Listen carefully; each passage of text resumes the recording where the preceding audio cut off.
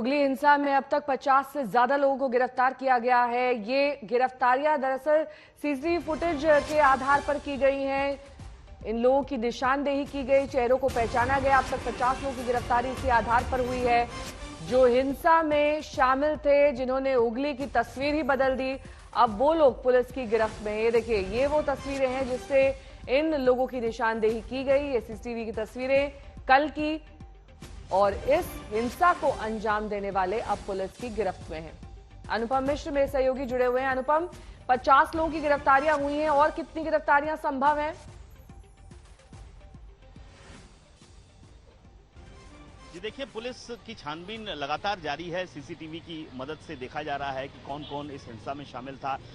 दरअसल कई लोगों ने मास्क भी पहने हुए थे, तो उसमें थोड़ी दिक्कत हो रही है। जिन लोगों ने मास्क नहीं पहने थे उनकी निशानदेही, उनकी आइडेंटिटी को तलाश पाना आसान होता है, लेकिन जो मास्क पहने हुए थे उनकी आइडेंटिटी को तलाश पाना मुश्किल होता है और उसमें कोरॉबरेट करना पड़ता है एविडेंस। जो गिरफ्तार हुए हैं उनसे पूछताछ करके कि और कौन लोग, कितने लोग शामिल थे। तो पुलिस इन सारी कार्रवाई में जुटी हुई है। उम्मीद है कि आने वाले कुछ घंटों में हो सकता है कि और लोगों की गिरफ्तारी हो और ये संख्या थोड़ी और बढ़े। नेहा, और ये सब कुछ सीसीटीवी के आधार पर हो रहा है या फिर चश्मदीदों से भी ये पूछा जा रहा है कि कहाँ के थे लोग, किस लोकेलिटी से आए थे? क्या उनकी निशानदेही पर भी ये गिरफ्तारियां हो रही हैं?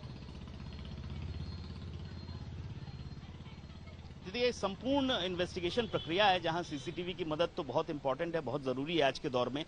उससे डायरेक्ट एविडेंस वहां पे पता चलता है कि कौन लोग शामिल थे। इसके अलावा जो दूसरी थ्योरी, जो पुरानी थ्योरी है, वो पूछताछ की होती है। लोकल से पूछताछ करना, जो पकड़े गए हैं उनसे पूछताछ करना कि कौन लोग शामिल थे। जो सोर्स होते हैं, पुलिस के सूत्र होते हैं, उनसे पूछताछ करके उनसे पता लगाना कि कौन लोग इस पूरे घटनाक्रम में या हिंसा में शामिल थे। तो ये सभी मेथड्स का पुलिस पूरा का पूरा इस्तेमाल करके निकालने की कोशिश कर रही है कि और कौन लोग शामिल थे, क्योंकि बड़े पैमाने पर जब हिंसा होती है तो काफी लोग शामिल होते हैं। भीड़ यानी मॉब के जरिए ये पूरा का पूरा कार्यक्रम होता है। ऐसे में सबकी शिनाख्त करना बड़ा मुश्किल होता है, लेकिन जितना ज्यादा हो, खास तौर पर मैं लौटूंगी आपके पास। अनुपम, इस बीच दिखा देते हैं कि कैसे इस हिंसा को लेकर अब सियासत तेज हो गई है। तनातनी लगातार बढ़ी हुई है, बीजेपी वर्सेस टीएमसी। सुनिए।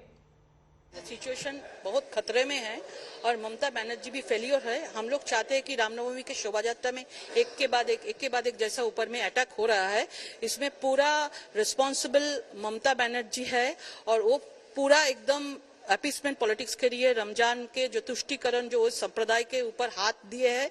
लेकिन जिनका वोट में सिर्फ मुसलमान का वोट में नहीं आया थर्ड टाइम के लिए मुख्यमंत्री, हिंदुओं का वोट में भी उन्होंने आए हैं। जैसे रमजान के लिए उन्होंने 2-3 बात अच्छा बोला, तो नवरात्रि भी हिंदुओ लोग करते हैं। Locket Chatterjee and Mrs Debasree Chaudhuri, they got into quarrels. Who will say much more?